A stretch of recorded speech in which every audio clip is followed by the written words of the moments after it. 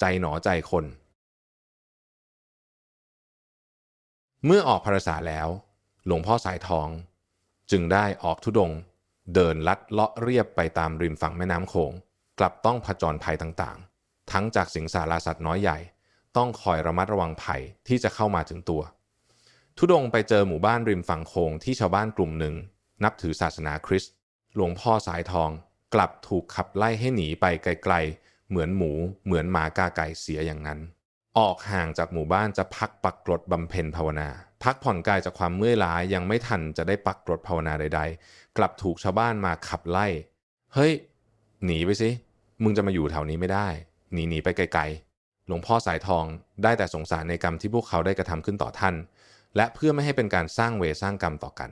ท่านจำต้องออกเดินทางธุดงค์เดินต่อไปแดดร้อนระอุในกลางวันจำต้องจรจากเดินทางในเปลวแดดที่ร้อนระอุจนฝ่าเท้าแตกระแหงเพราะถูกน้ำหนักกายโถมทับนับระยะทาง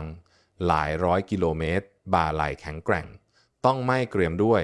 ถูกถุงย่ามที่บรรจุอัฐบริขารกดทับออกแสบร้อนเพราะแสงแดดแผดเผาค่ำไหนพักปักกรดนอนภาวนาที่นั่น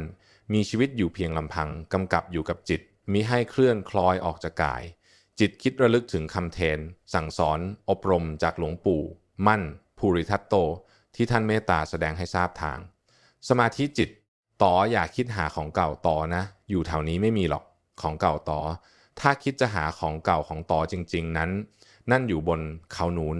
พร้อมกับชี้มือไปข้างบนแถวเทือกเขาอันเป็นสถานที่เก่าที่หลวงพ่อสายทองเคยบำเพ็ญมาเคยอยู่อาศัยมาก่อนในอดีตชาติสถานที่นั้นอยู่ที่ใดกันหนอพอระลึกถึงนิมิตจากหลวงปู่มันภูริทัตโตแล้วหลวงพ่อสายทองจึงออกเดินธุดงค์ทั้งทางเท้าทางรถยนต์จากจังหวัดนครพนมแล้ววิเวกไปทางภาคใต้แต่กลับมีความรู้สึกว่าจิตไม่ถูกจริตกับสถานที่ใดๆเลยบางครั้งไปบำเพ็ญภาวนาบนภูเขาที่ผู้เล่าลือว่าภูเขาลูกใดมีวิญญาณผีดุมากหลวงพ่อสายทองมักไปภาวนาประจำเพราะสมบัติความเป็นพระไม่มีอะไรนอกจากหัวใจขณะออกบำเพ็ญวิเวกที่ภาคใต้ก็มีญาติโยมถวายปัจจัยให้แต่ท่านก็ไม่ได้เก็บไว้แต่กลับนำไปทำทานต่อไปยังวัดที่ควรเหมาะสมจนหมดเมื่อนำปัจจัยไปถวายทานจนหมดแล้วเนี่ยจิตใจของหลวงพ่อสายทองกลับรู้สึกเบาโล่งสบายไม่มีความกังวลใดๆธุดงค์เดินทางออกจากภาคใต้หลวงพ่อสายทองจึงได้ธุดงค์ไปทางเขตภาคเหนือของประเทศเมื่อทดลองไปอยู่ภาวนาแล้วมีความรู้สึกว่าไม่ถูกจริตกับจิตเท่าใดนักจึงได้ธุดงค์กลับมาทางภาคอีสานดินแดนมาตุภูมิดั้งเดิมในระหว่างธุดงค์รอนแรมไปตามป่าจนกายเหนื่อยอ่อนล้าร่างกายสู้กับการเดินทางต่อไปไม่ไหว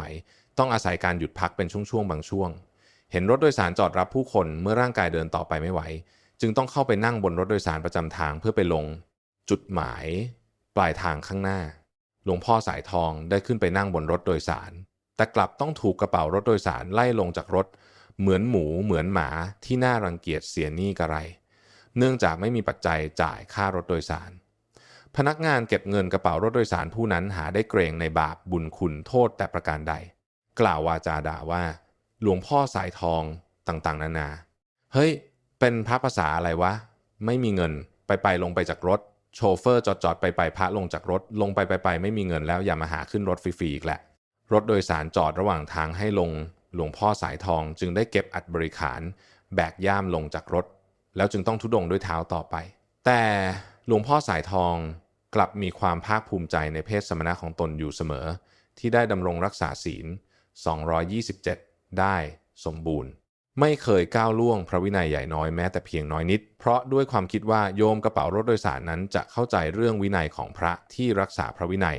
ที่ห้ามพระจับปัจจัยที่เป็นเงินและคิดว่าหากเป็นพระสงฆ์แล้วจะไม่ต้องเสียค่าโดยสารจึงได้อาศัยรถขึ้นไปธุดงค์ลอนแรมไปตามสถานที่ต่างๆต่อไปตามวิถีชีวิตพระป่าผู้หวังมุ่งหลุดพ้นแห่งจิตที่ไม่กำเริบพระป่าหมายถึงท่านผู้บรรพชาอุปสมบทถูกต้องตามหลักธรรมวินัยไม่ผิดกฎหมายบ้านเมืองบวชด้วยความเชื่อความเลื่อมใสในพระพุทธศาสนามีเจตนาบวชด้วยความบริสุทธิ์ใจบวชแล้วมุ่งดำเนินตามมรรคา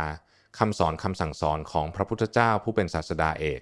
จุดมุ่งหวังในการบวชท่านบวชเพื่อหนีจากวัฏสงสาร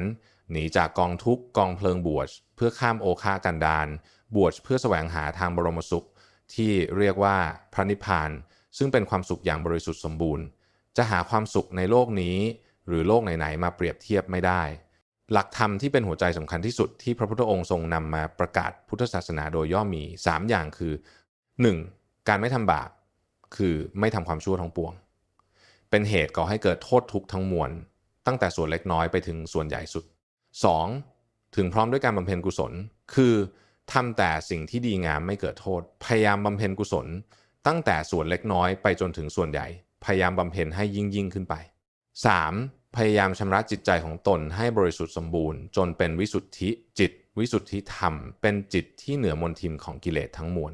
หลักธรรม3อย่างนี้เป็นคำสั่งสอนของพระพุทธเจ้าทั้งหลายทุกๆพระองค์นับแต่การไหนๆมาพระองค์ได้ทรงนำมาประกาศพระพุทธศาสนาทรงแนะนำสั่งสอนสัตว์โลกให้รู้แจ้งเห็นจริงตามความจริงแห่งธรรมซึ่งเป็นหลักธรรมที่ดีเลิศที่สุดสามารถนำผู้ปฏิบัติตามให้ได้รับแต่ความสุขสมหวังเจริญรุ่งเรืองสงบร่มเย็นนับแต่การไหนๆมาและต่อไปไม่มีวันสิ้นสุด